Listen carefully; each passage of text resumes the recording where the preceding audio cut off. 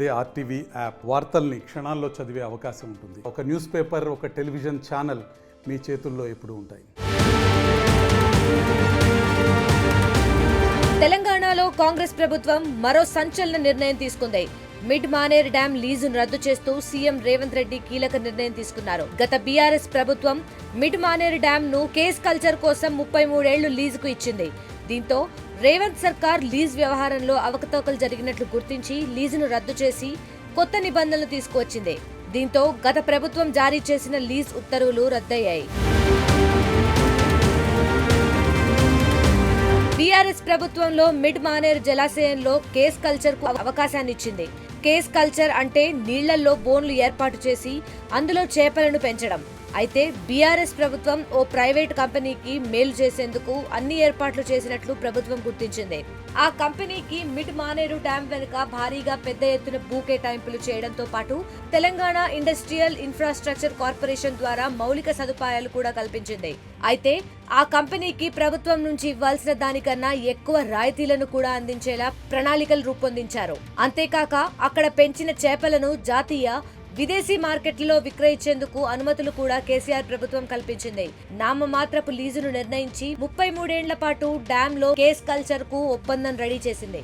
ఆ తరువాత జరిగిన ఎన్నికల్లో కాంగ్రెస్ అధికారంలోకి రావడంతో లీజు వ్యవహారం కీలక మలుపు తిరిగింది. రేవంత్ రెడ్డి ప్రభుత్వం అధికారంలోకి వచ్చిన తరువాత కేస్ కల్చర్ ఇండస్ట్రీలో ఓ ప్రైవేట్ కంపెనీతో పాటు బీఆర్ఎస్ లోని కీలక నేతల భాగస్వామ్యం ఉందని ప్రభుత్వం గుర్తించింది. దీంతో మిడ్ మానేరు డ్యాంలో ఏర్పాటు చేసే కేస్ కల్చర్ ఇండస్ట్రీకి పెద్ద ఎత్తున రాయితీలు ఇచ్చేందుకు అప్పటి ప్రభుత్వం ఉత్సాహం చూపిందనే ఆరోపణలు వచ్చాయి. అందుకే అక్కడ ఎలాంటి టెండర్లు పిలవకుండా తమకు నచ్చిన తాము చెప్పినట్లుగా నడుచుకునే ఓ ప్రైవేట్ కంపెనీని తెరముందుకు తెచ్చారని తేలింది. అయితే కాంగ్రెస్ అధికారంలోకి వచ్చాక సదరు ప్రైవేట్ కంపెనీ ప్రతినిధులు ప్రభుత్వంలోని పెద్దలను కలిసి లీజు వ్యవహారంపై చర్చించినట్టు తెలుస్తోంది. లీజు వ్యవహారంపై దృష్టి సారించిన ప్రభుత్వం కీలక ఆదేశాలు జారీ చేసింది. ఇష్టానుసారంగా లీజులు ఇవ్వడం కుదరదని ప్రభుత్వం తేల్చి చెప్పింది. కేస్ కల్చర్ లీజును 10 ఏళ్లు పరిమితం చేయాలని సూచించింది. లీజు ధరను కూడా ప్రతి 10 ఏళ్లకోసారి పెంచే విధంగా రూల్స్ తయారు చేయాలని అధికారులకు ఆర్డర్ పాస్ చేసింది. ఇక ఇరిగేషన్, ఫిషరీస్ శాఖల మధ్య సమన్వయం ఉండేలా చూసుకోవాలని చెప్పింది.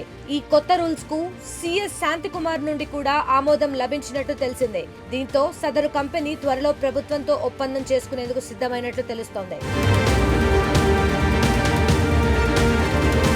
మరిన్ని వీడియోస్ కోసం ఛానల్ ని సబ్స్క్రైబ్ చేయండి. లేటెస్ట్ అప్డేట్స్ కోసం వాట్సాప్ ఛానల్ ని ఫాలో అవ్వండి. ఆ లింక్ డిస్క్రిప్షన్ లో ఉంది.